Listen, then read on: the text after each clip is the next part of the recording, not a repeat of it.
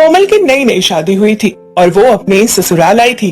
कोमल को देखकर उसकी सास अनीता बोलती है, बहू, अब से ये तेरा घर है और मुझे तो अपनी सास नहीं बल्कि माँ ही समझियो। मुझे पता है कि कई बहू अपने सास से डरती है कि उनकी सास कैसी होगी, उस पर रोक टोक करती होगी, लेकिन मैं ऐसी बिल्कुल भी नहीं हूँ। मेरा बहुत सीधा सरल स्वभाव है। मेरे लिए तो मेरी बहू ही मेरा सब कुछ है और अब तू आ गई है ना, तो बस मुझे और क्या चाहिए। वैसे भी भगवान ने मुझे बेटियां नहीं दी है और मुझे बेटी का बहुत शौक था, तो अब से तू मेरी बेटी है। माँ जी, सच सच कहूँ तो शुरू शुरू में मुझे भी थोड़ा डर ही लग रहा था। आप बहुत सख्त मिजाज की होगी और मुझ पर रोक टोक करोगी, लेकिन आपने तो मेरे आने के साथ ही मेरी सारी गलतफहमी दूर कर दी है। आप सच में बहुत अच्छी हो और मुझे नहीं लगता हम दोनों में कभी तू मैं हो सकती है, क्योंकि जहाँ मैं नहीं समझूंगी ना वहाँ आप मुझे समझाओगी और जहाँ आप नहीं समझोगी वहाँ मैं आपको समझाऊंगी, और ऐसे ही दोनों सास बहू की गाड़ी बड़े अच्छे से चलेगी। और मुझे नहीं पता कि बाकी की बहुएं कैसी होती है, लेकिन मैं तो आपका बिल्कुल बेटी की तरह ध्यान रखूंगी। और जब आपने आते ही मेरा इतना ध्यान रखा है, मुझे कोई दिक्कत नहीं होनी दी और मुझे समझाया भी है, तो मेरा भी तो फर्ज बनता है ना कि मैं आपको तसल्ली दूं। आपके घर में बहू नहीं बल्कि बेटी आई है। क्यों, सही कह रही हूँ ना मैं? कोई बात बुरी तो नहीं लगी ना आपको मेरी? नहीं बहू, तेरी कोई बात बुरी क्यों लगेगी? तू तो साफ साफ अपने शब्दों में बता रही है ना कि तू भी मुझे अपनी माँ ही मानेगी, इसलिए मैं तुझसे बहुत खुश हूँ। अच्छा, तू बहुत थक गई होगी, इसलिए मैं तुझे तेरे कमरे में लेकर चलती हूँ, वहाँ जाकर आराम कर ले, बाकी के काम देख लेंगे। अनीता इतना बोलकर अपनी बहू को उसके कमरे में ले जाती है, जहाँ कोमल आराम से सो जाती है। अगली सुबह कोमल सबके लिए नाश्ते में कढ़ी चावल बनाती है। तभी अनीता वहाँ आती है और अपनी बहू से बोलती है, अरे बहू, तूने कढ़ी चावल किससे पूछकर बनाया है? मुझे कढ़ी चावल बिल्कुल भी पसंद नहीं है। मैंने आज तक कभी भी कढ़ी चावल खाया भी नहीं है और तूने कढ़ी चावल बना दिया। अरे कम से कम मुझसे पूछ तो लिया होता कुछ बनाने से पहले। हाँ, जानती हूँ कि तू घर में नहीं है, तुझे कुछ पता नहीं है, इसलिए मैं बोल रही हूँ कि पूछ लिया कर। पूछने में कोई बुराई नहीं है, मैं तुझे मना थोड़ी ना कर दूंगी किसी चीज के लिए भी, लेकिन अपनी मनमानी करना भी तो ठीक नहीं है ना बहू। अरे माँ जी, आप भी कैसे बच्चों वाली बातें कर रही हो? कढ़ी चावल कितने अच्छे होते हैं, कभी खाया भी है आपने? चुपचाप से खा लो, कोई जरूरत नहीं है दोबारा कुछ बनवाने की। वैसे भी इतनी महंगाई हो रही है, और जब मैं रोज खाना बनाती रहूंगी ना बार बार, तो पहली बात तो ये गैस लगेगी, और जो खाना मैंने बनाया था वो वेस्ट होगा, वो भी देखना चाहिए ना। आप भले ही बच्चों की तरह करो कि आपको ये नहीं पसंद है, आप नहीं खा सकती हो, लेकिन मैं तो समझदार हूँ ना, जो घर में बन गया है आप वही खा लो। बार बार खाना बनेगा तो हम लोगों को कितना नुकसान होगा, ये बात तो आप जानती हो ना। चल ठीक है बहू, तू कह रही है तो कुछ सोच समझ कर ही कह रही होगी, कोई बात नहीं, मैं खा लूंगी। वैसे भी तेरे हाथ का कभी खाया नहीं है, अब खाएंगे तो पता चल जाएगा कि कढ़ी चावल आखिर होता भी क्या है। मैंने वैसे पहले कभी खाया नहीं है, पता नहीं क्यों मुझे पसंद नहीं है, लेकिन अब घर में बना है और तूने भी तो इतनी मेहनत से बनाया है ना, तो मैं खा ही लूंगी, और कर भी क्या सकती हूँ। ये हुई ना बात माँ जी, चलो अब जल्दी से आप कढ़ी चावल खा लो, तब तक मैं घर के बाकी के काम कर लेती हूँ। अगर काम सुबह निपट जाते हैं ना तो अच्छा रहता है, दिन भर आराम कर सकते हैं हम। अनीता चुपचाप से अपनी बहू का कहा मान लेती है और कढ़ी चावल खा लेती है।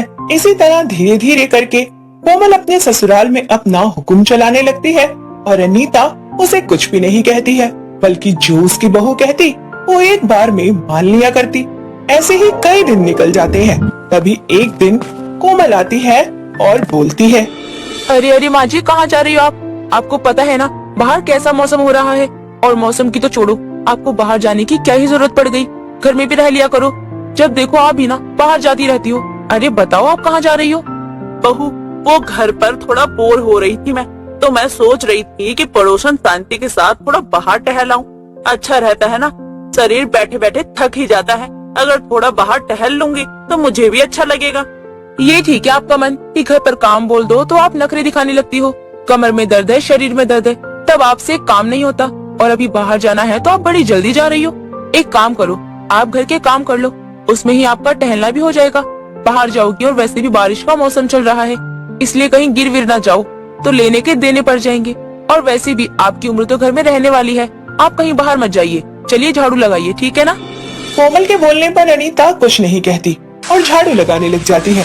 तभी उनकी पड़ोसन शांति आती है और कोमल से बोलती है, अरे बहू, तेरी सास कहाँ है? आज उसने कहा था कि हम दोनों टहलने जाएंगे, मैं इतनी देर से तेरी सास का इंतजार कर रही हूँ और वो अब तक आई नहीं है। अरे जाना नहीं है क्या उसे? बुलाना उसे। नहीं माँ जी, कहीं नहीं जाएंगी। माँ जी घर में झाड़ू लगा रही हैं। अगर आपको जाना है तो आप अकेली चली जाओ। और माँ जी को ऐसे फालतू का आइडिया देती ही क्यों हो आप? अगर आपको टहलना है तो घर में ही आप काम करके टहल नहीं सकती हो क्या?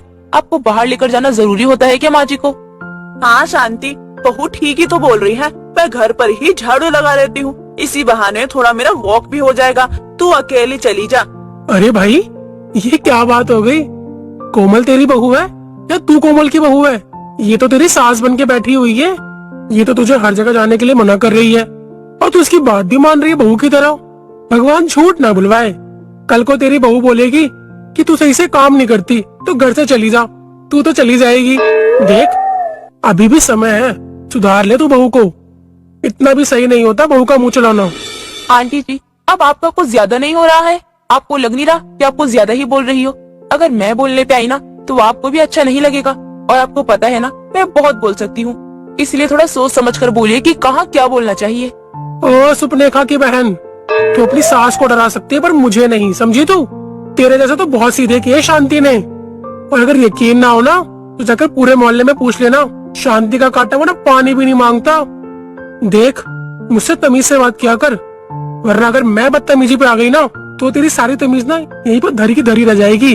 वो तो मैं तेरी सास की वजह से कुछ नहीं बोल रही हूँ, बड़ी आई मुझे जवाब देने वाली। चल हट। शांति इतना बोलकर वहाँ से चली जाती है, लेकिन कोमल और अनीता अभी भी पहले की तरह ही कर रहे थे। कोमल अपनी सास पर हुक्म चलाती थी और अनीता बिना किसी बात का विरोध किए सारे काम कर दिया करती थी। ऐसे ही कुछ दिनों बाद कोमल की अचानक से तबीयत खराब हो जाती है और उसे डॉक्टर के पास ले जाया जाता है और पता चलता है कि कोमल माँ बनने वाली है। यह खुशखबरी सुन के सभी बहुत खुश होते हैं और अनीता बोलती है, बहू आज के बाद तू वही करेगी जो मैं बोलूंगी। तू अब अपनी मनमानी बिल्कुल भी नहीं करेगी। आई बात समझ में? माँ जी आप ये बहू, जो मैं बोल रही हूँ ना बिल्कुल सही बोल रही हूँ। तू माँ बनने वाली है, तेरा ध्यान रखना मेरी जिम्मेदारी है। और तू कहीं भी आएगी जाएगी, जो भी करेगी मुझसे पूछ कर ही करेगी। अगर तूने मुझसे पूछ कर नहीं किया तो मैं भी दिखा दूंगी कि मैं तेरी बहू नहीं बल्कि सासू माँ हूँ। और आखिर सास क्या होती है तुझे पता चल जाएगा। अनीता का ये रूप देखकर कोमल बहुत घबरा जाती है, जिसके बाद वो अपनी